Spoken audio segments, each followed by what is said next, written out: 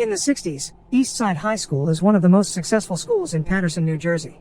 Joe is a teacher in this school, and his class adores him because he teaches important things with kindness but also fun competitions. One morning, his class is interrupted by fellow teacher Frank, who tells him they're holding a meeting of the union executive board without them. Furious, Joe bursts into the meeting and yells at everyone for not supporting his reform ideas and always giving up as soon as the local government asks them to keep things quiet. Tired of Joe's behavior, the board agrees to transfer him to another school. 20 years later, Eastside High has deteriorated to the point where it's called a cauldron of violence. The building itself has lost its shine, and the students don't know the meaning of good behavior. Bullying and violence are in every hall. They don't listen to teachers and even beat them up when they try to intervene, and illegal substances and arms are dealt as if they were candy.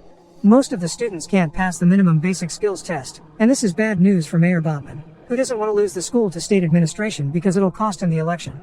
Frank, now school superintendent, and Mr. Rosenberg, the school board attorney, arrive at the only logical conclusion: they must bring Joe back. Bobman doesn't like the idea, but he approves it because he doesn't have a choice. Frank and Rosenberg go to see Joe, offering the position of principal at Eastside, but Joe turns them down, explaining he knows the mayor only wants to save himself and not the kids. However, Frank gets him to change his mind by pointing out that Joe hasn't made a difference so far with all his crazy Joe routine and he shouldn't take that to his grave. The next day, Joe shows up at Eastside as the new principal. He holds a meeting with the other teachers and immediately puts his autocracy into play, saying he's the only one that speaks in his meetings.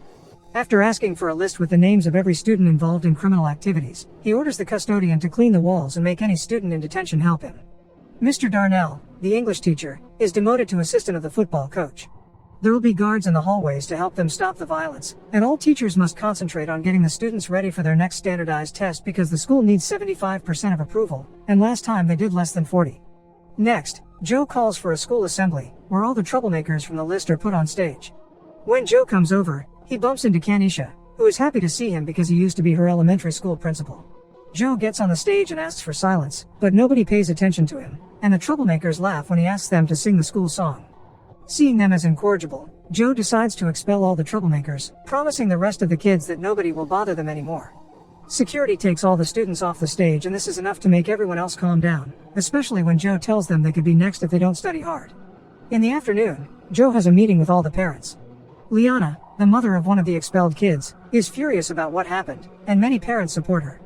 But Joe doesn't give in and offers a speech about a few bad apples spoiling the entire basket. He explains he expelled 300 kids to save 2,700 and that he promised God he would save the school. This speech earns him the support of almost every parent, but Liana stays angry. The following day, Joe comes to school to find a kid waiting for him. Sams was expelled and now tries to tell Joe he made a mistake because he didn't do anything, but Joe knows he's lying and takes him to the roof with him. He calls Sams a coward for not telling his parents he was expelled and tells him consuming those illegal substances will kill him, so if he wants to die this badly, he should jump. Sams obviously refuses and promises he'll do better, and Joe accepts to give him a second chance, but if he messes up again, he'll be out for good. During lunch, Joe goes from table to table hearing what the students have to say and offering some advice. He's happy to see Ray is wearing a suit, which sets an excellent example, unlike Sams and his friends who dress sloppily. When he notices them bothering a girl, Joe makes them stand up and calls out their clothes choice in front of everyone, then asks them to sing the school song. He also reminds the entire room that nobody should move during the school song, so when Darnell bends over to pick up some trash, Joe sends him to his office. The boys don't know the lyrics anyway, causing Joe to give them detention and inform everyone that from now on, they all should be ready to sing the school song on command or there will be consequences.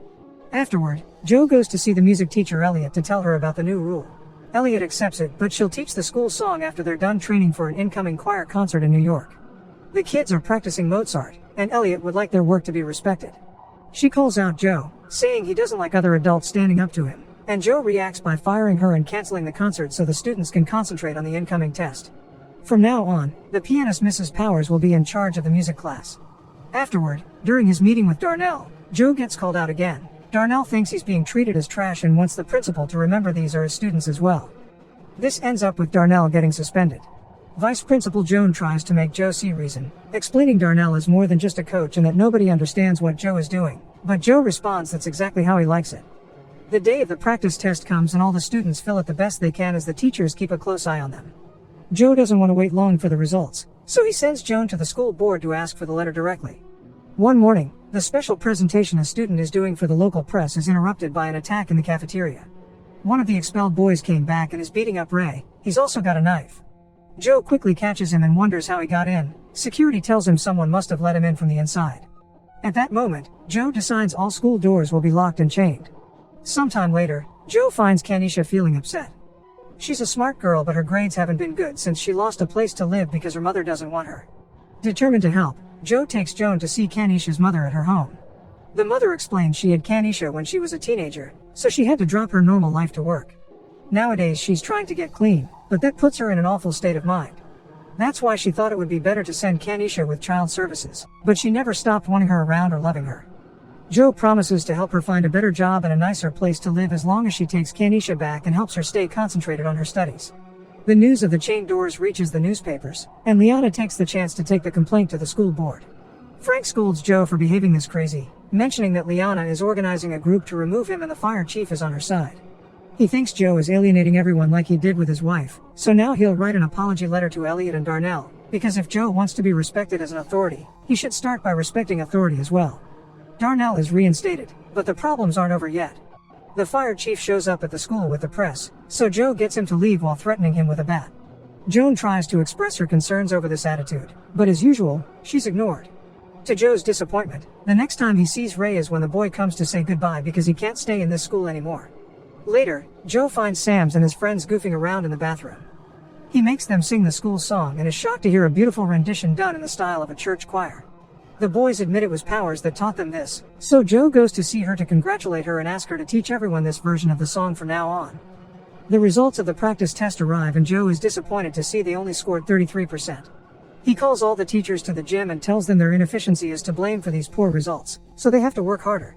Joe wants to start a tutoring program and an extra course on remedial reading on Saturdays, but a teacher points out it's hard to make the kids come on weekends. His plan is that they'll go to every student's house and talk to their parents to get them involved, perhaps even invite them to come too if they don't know how to read. The following weeks, teachers and students work hard to get ready for the test, and Joe's as involved with his students as possible. This is still not enough for Liana, who together with the fire chief goes to talk directly to Botman.